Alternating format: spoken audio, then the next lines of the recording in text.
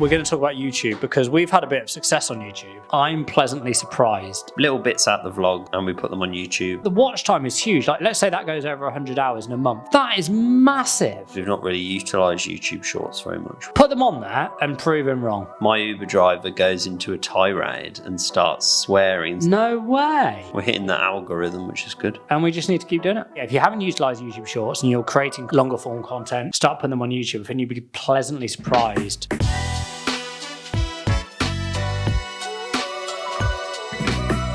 Welcome to the Fake Marketer, everybody. Episode 101. We're recording this after 99, and because Nick's not here, we... Yeah, I should have put like a hat on or something. Got that hat you get. You've got a hat, put your new hat on. Where is it? It's in my bag. I didn't buy it, actually, that's a total lie. I brought in a hat for Michael because he's got a massive head and caps don't fit him very well, so... One size fits all, but it doesn't. Yeah, so I brought in a Lululemon cap, that is, Michael. It's very expensive. I didn't realise. I have this near my mouth. I didn't know a lot about Lululemon before this podcast. I always thought Lululemon just did yoga pants. Oh, mate, it's such a nice brand. Look at that. I look like a producer on a video thing. I can't really see myself. Jason would be proud of you wearing that hat. I've got a little fact about Lululemon. Go on. Do you know why it was called Lululemon? Yeah. Well, I know what people say. Go on then. I've checked the Wikipedia and that is actually true. Go on. Apparently. Why did the owner of Lululemon call it Lululemon? Because he didn't want like Japanese people or something to be able to pronounce it. So they just put a shed load of L's in it. And that is actually a fact. Yeah, it's on Wikipedia. That's bad. And I love the fact that they're unapologetic as that is why we've done it. Yeah. He's very transparent. Have you seen all this stuff with China on TikTok? China. With the manufacturers of things just saying like, here's this bloke who makes all the Louis Vuitton bags and you can get it for like 20 quid. It's amazing, isn't it? Yeah. I don't understand all that. I think because China's very like, government controlled. So I think they would have had to say you're allowed to do this. So they've probably got a load of people in to do some anti-propaganda type stuff. Yeah, there's a lot of it out there. But Trump hasn't helped himself, has he? But that's a conversation for another day. I don't know enough about politics. We'll put it like this. The second the bond market was here, actually, we're not going to go into it because I can't be asked. I have a thing to say as well. Say again? We have a few staple things of this podcast that we talk about. We talk about running and stuff, obviously. We talk about Hexclad. Mm-hmm. What's another brand that we always talk about that has been referenced on this podcast quite a lot, and we always said we're going to try it, and then we never tried it?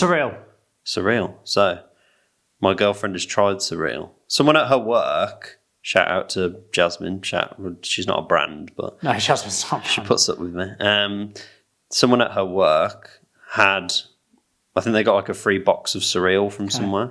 So they were like, "Oh, do you want this?" And she's like, "Not really." But she mentioned it to someone else in her family because he's going to do the London Marathon. So because they're things like a healthy cereal, she offered it to him. But she said it when I was there, and I was like, "Whoa, Surreal! We talk about them all the time." So she said she'd bring it back. Still hasn't brought it back, but it's fine. But she said she's tried it. Said it wasn't nice. It wasn't nice? No, it was the one that looks like Cheerios that I think is just like a honey Cheerio flavour. But she said it tastes like a cereal, but then they've put like the powdered sweetener on top of it. It tastes very like artificial, I think, because they haven't got sugar in. So I hate to break it to the guy doing the London Marathon. Is it someone in her family, did you say? Well, yeah, it's her sister's husband. Okay, so he's a runner though. He runs. Her brother-in-law. Yes, but he's not really a relation to me, so I was trying to work out what the... No. He's not going to get a better time because he's eating Surreal. If anything, he's probably going to get a worse time. No, that's what I mean. He turned it down. He said, "No, I'm on whatever he's on." Oh, okay, fair play to him. Yeah. So, okay, nice. But when she brought it up, I was like, "Whoa!" Didn't even mention me. Can I dick swing? He's doing the London Marathon, and my cousin's doing the London Marathon. Nice. Can I dick swing? If you want to. I had a race last weekend. Came 5th. How far was that? 50. Miles. 52 miles, actually. So that's like 2 marathons, basically. Yeah, basically, yeah. Just to show you can. Bit of a flex. Came fifth. It's good. I was third for the entire race until I tore a little 2 centimetres on my calf. You just did that with like loads, with a while to go, didn't you? Yeah, no, I was flying, yeah. So I came fifth. How much did you have to do after you did your leg in? 5K. How was that? Yeah, it was still. It's all upstairs, But mate. again, no DNFs. Absolutely not. I think Guy, what's his face? Guy Littlejohn put a DNF on LinkedIn. Spoke to him on Tuesday, mate. What did you say? It's just not happening. As I saw the little title that said something about DNF in a race, and I just thought James is somewhere reading this. Do you know what? He doesn't do running, so he does high rocks, and that's His big backpack makes my backpack look small, but that's covered in high rocks. Oh, they love it. These high rocks lot. He's pretty. He looks like he's fit though. Yeah, it's good. Yeah.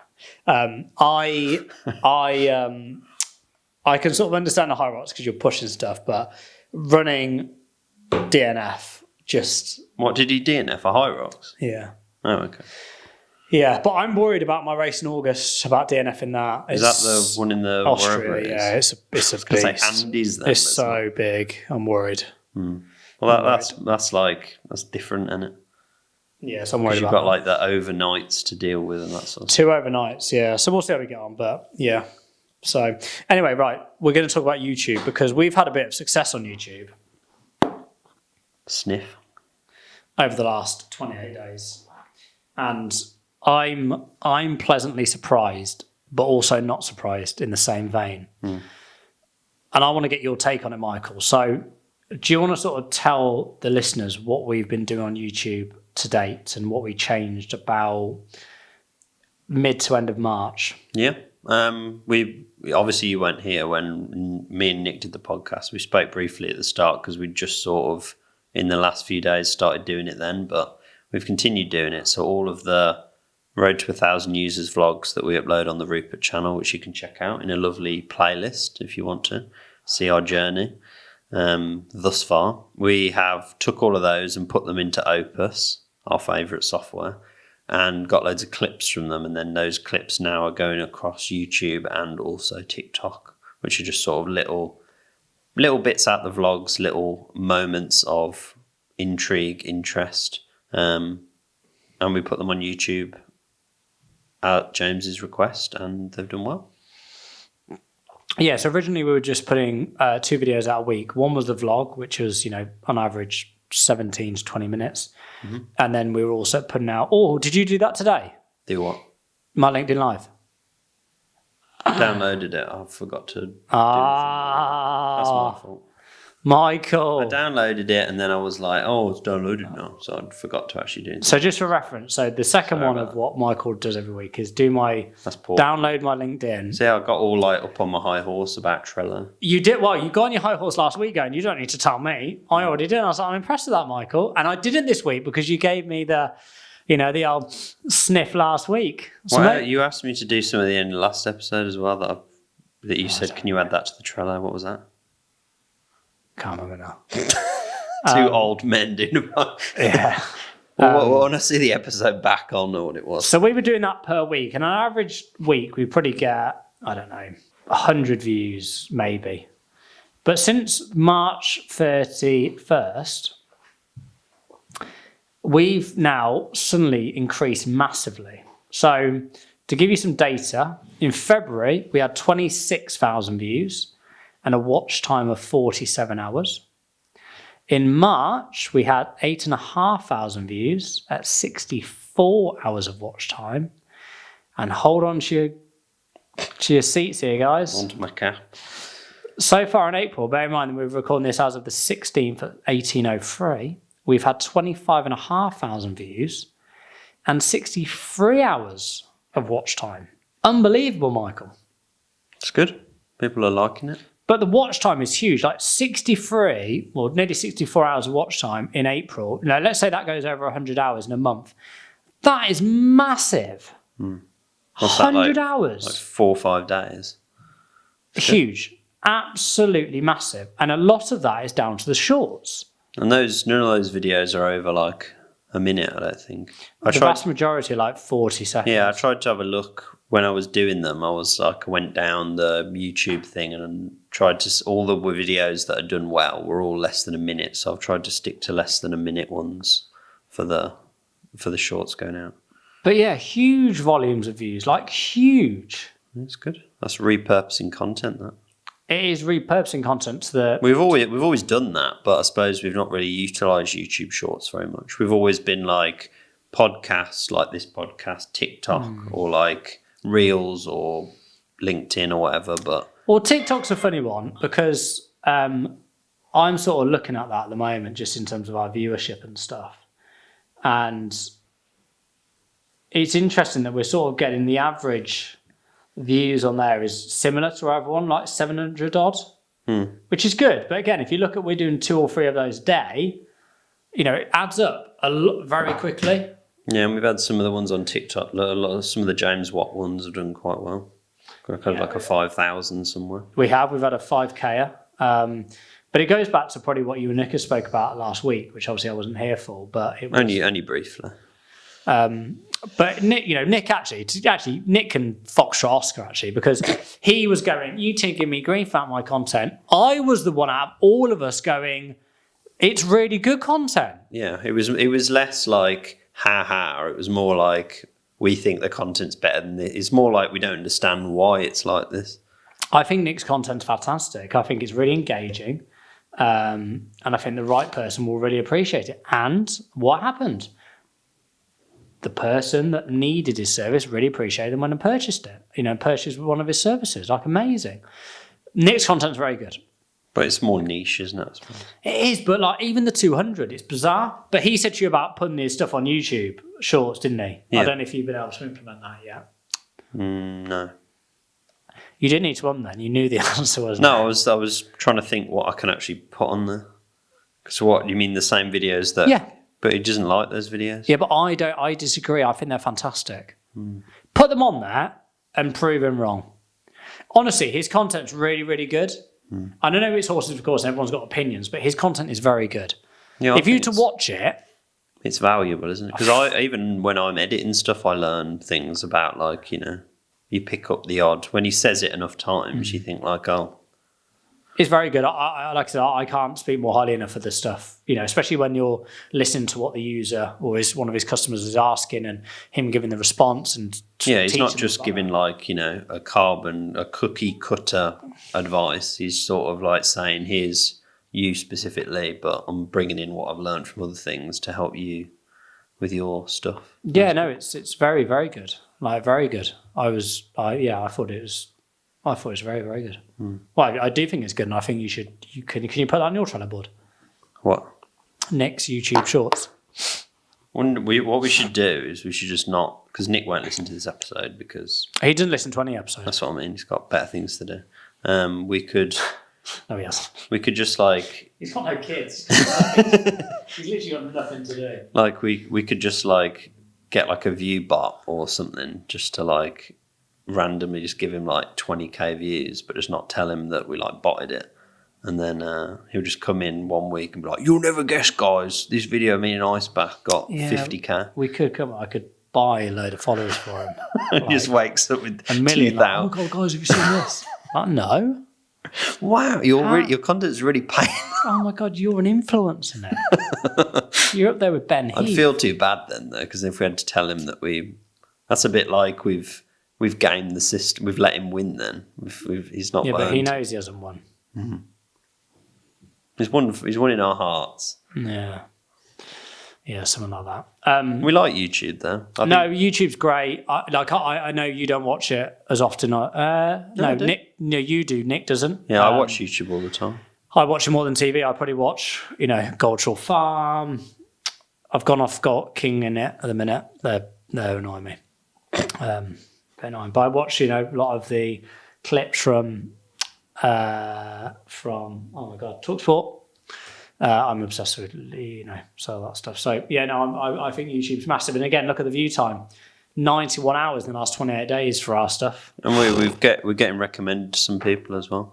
Somebody commented on one of them and said like, "Oh, this came up in my recommended." So, and every time we post on YouTube on like my personal YouTube that I just watch stuff on. I Yeah. get us recommended to us as well. So We're definitely we're hitting that algorithm, which is good. and we just need to keep doing it. That's all it is. It's very, very good. Very good. So yeah, if you haven't utilized YouTube Shorts and you're creating content for longer form content, use things like Opus, which is where we pull all our clips from. Start putting them on YouTube and you'll be pleasantly surprised. And don't be worried about the volume of which you're posting. We're doing what, 4 or 5 a day on some of them? Yeah. Just keep blasting it.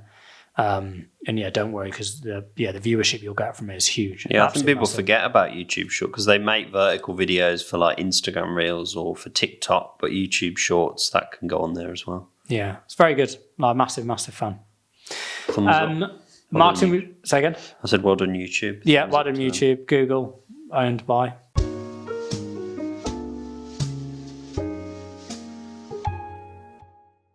Okay, so what was- marketing have you seen this week, I Michael? was Piqued your when I interest. was coming home from this very podcast, and I walked through New Street train station. Shout out. Yeah.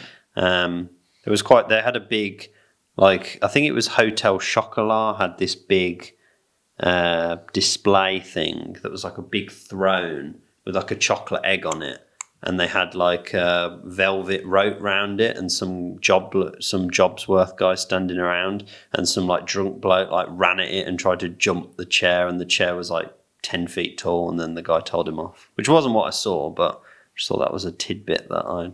Okay. But I saw this this billboard. I found the billboard that it was, but it wasn't. This was an animated one. So this thing came up that says your Uber ride comes with 6 toilets, and I was like, oh, that's weird. But then the bottom bit comes up and it says trains now on Uber. So I thought that made me. I walked past it and I was like, huh? Like trains with the toilet. I like that. I just thought it's quite simple. They have another one where it's like your Uber will come in 7 minutes, 13 minutes, 20 flight, and it will say trains on Uber because you can get trains, you can book flights on Uber now and everything. Can I tell you a story about Uber? You can. I have another story about Uber as well that I can say after. Do you want to go first? Well, I think this was the same day. So I saw this, Yeah. thought, that's good, I'll remember that. And then I went home and found it to put on. But I think the very after this gentleman picked me up. I'll blur his number plate. I only took a picture of it because I was like, look at this massive Uber that's picked just me up. Yeah. But as you can see here, he's parked vaguely diagonally in the Uber drop and go. And this bit along here is where all the cars from further back drive up. Yeah. So this man gets out. He's a white English man, which isn't as common on Uber. So I'm scared that he's going to try and talk to me because most of the time I like them just to leave me alone. So he gets out to help me with the boot. Some guy's coming up the thing and he's like joking out of his window being like, oh, you need to straighten up there a bit, mate. My Uber driver goes into a tirade and starts swearing, saying, you effing this, get out the car, like say it to my face. He's like giving him the finger. But the problem is he does this this is before my trip's even begun. So he's doing this at the back of the car. He then walks around the front of the car as the guy's driving off. He's still swearing, shouting down the thing at him loudly in front of everybody. So I now get into the Uber and think now I've got 20 minutes with this guy who might be a complete psychopath. And he was like, oh, sorry about that, welcome to Birmingham. That's so... and I wanted it to be over. Yeah, because you hate anything like that, don't you? Well, yeah, but, that's if you think this guy is behind the wheel trying to get me home and some guy's just gone, can you pull the back of your thing in? And he's gone like that. I'm like, this guy could kill me on the road. My story's not as fun, but is more business related, Michael. Okay. So have you noticed why you've been using Uber for a long time now? Yeah, I'm a big proponent of it. Okay. Have you noticed that it's a little bit more expensive now? Probably. Why? You're going to tell me why? I'm going to tell you why, Michael. But have you noticed that, I'm talking 5 years ago. I didn't use it. Okay. I started properly using it in the last, probably 2-3 years. Okay, so 3 years ago, you would have seen there's definitely been an increase in cost. Now, the reason for that is when Uber first came to fruition, came to market, the investors of Uber actually paid for each person's fare. So they subsidise your fare. which is why it was really cheap. And the reason why they did that was for market adoption. So people become, obsessed, well, not obsessed, but they come, It becomes part of their thing. it becomes habit. So rather than going to a local taxi firm, which they used to, obviously back in the day, that was how, even I, when going out, that was how it worked. The investors knew that if they could get to market and land and expand, and then obviously once they've grabbed all of the market share, they could then increase the cost because obviously people have already adopted it. And that was what they did in the early stages. So that's how they were able to grow so quickly. Okay, that's a good little tidbit of information. Michael. Do you know what Uber One is? No. Uber One is their subscription thing, which I think, good deal. So Uber One, I'm just going to check. I believe it's still really cheap. So Uber One is Uber's paid thing that saves you money. So it's $4.99 a month or £50 for a year. But with that, you get you save on every Uber you take. So you get between 5 and 10% off every Uber. So if it's 15 quid, it's £1.50 or whatever. Yeah. You also get free delivery on most, if not all, like Uber Eats delivery orders, which I don't use all the time, but you get money off if you book trains. You can get like cinema tickets at reduced cost. So I was like, if I'm getting Ubers anyway, makes sense. You only have to get 4 to have made up the. So since I started using Uber One, which is probably 2 years, 3 years maybe. Okay. I've saved £657 by using Uber One. No way. I've took 680 trips. 680 trips? Is that train included? No, that's just Ubers. Jesus Christ. So, when you don't drive and you... Yes, you don't drive, no, so there is that. So I've saved nearly £700 by using Uber One. Very good. I think that there is they should... There's a little thing in the settings where it can just tell you how much you saved, so I thought... It's like on my betting account, saying, tell me how much I've lost. I've profit and loss of the last year. Yeah, so I think that's good. Yeah, I like that. Congratulations. Yeah, shout out to Uber, taking my money. Nice. I'm trying to get less Ubers, but it's hard. You don't like walking, do you? I like walking. You can't walk everywhere. Well, you can. Not really. Meh. If I get home, if I go back to New Street, I can't walk from New Street to home with my suitcase. You could. It'll take me about 3 hours. Yeah, but you could. Yeah, but I went for a 2-hour walk yesterday. Yeah, but you're not normally. You're not a Even Rupert, bless him.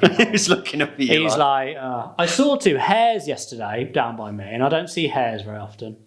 I'm a bit of an animal boff, so I was enjoying that. We got a jay in our garden. You got a jay, have you? Only the one. My mum feeds squirrels. Of course she does. Helen. Shout out. She gives like bags, monkey nuts, the ones in the shells. Yeah. She started like putting some down, but we get loads. There's probably like 20 squirrels that come to our garden. I think we've like fostered a community of squirrels. So. But they'll like open the back door and they'll just like stand directly next to your feet now. So it's like Snow White. Brilliant. There you go. Brilliant. Well, if you don't want to see a squirrel, go to Michael Harris's house. Squirrels, birds, we got them all. Nice. Okay. Should put a little fee on. People could come and look. Could little like a petting zoo. Yeah. Good. Well, it's a good episode. Though. I thought there was some good value on that, Michael. I like to just sprinkle in tidbits about my life. Yeah, no, it's good. I thought, again, people learn about Uber. They probably wouldn't have known that in the early stages. I didn't investors. Know that. I only know that Gary Vee always talks about how he used to know the Uber people and passed up on it, and then he would have been worth however much money.